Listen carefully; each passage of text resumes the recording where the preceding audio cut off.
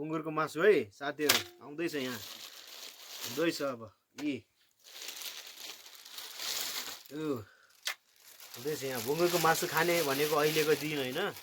धेरै भइसक्यो ल आज चाहिँ यति भइहाल्यो ल यो सामान यहाँ राख्छु एकैछिन सर ल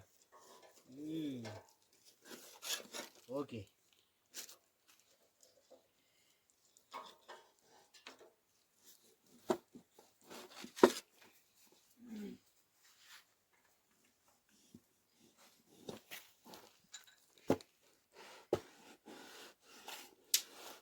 गाइसहरु है यो चक्कोले नलागेर हो हैन भने यस्तो माल भन्थ्यो सम्पूर्ण साथीहरु हैन हामी लामो समयदेखि चाहिँ हामी यो बङ्गुरको मासु खाने भनेर धेरै यहाँ चाहिँ सबलाई सोध्यौं कोहीले पनि बनाएन हैन त्यही भएर आज रुकुमकोदेखि मगाएर चाहिँ हुँदैछ आज सिकुवा यो त्यही भएर चाहिँ लास्टसम्म हेर्नु होला यो अलि छोटो भयो कि है ठीक छ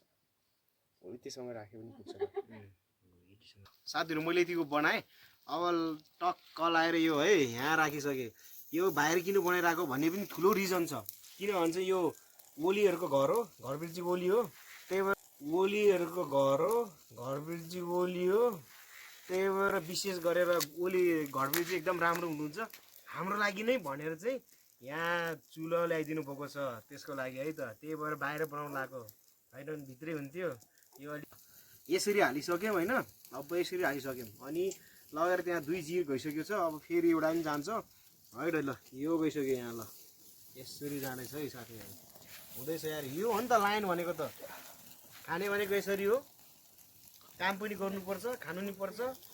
साथीहरु एकदम ठुलो सम्झना रहन्छ है त यो हो नि त लाइन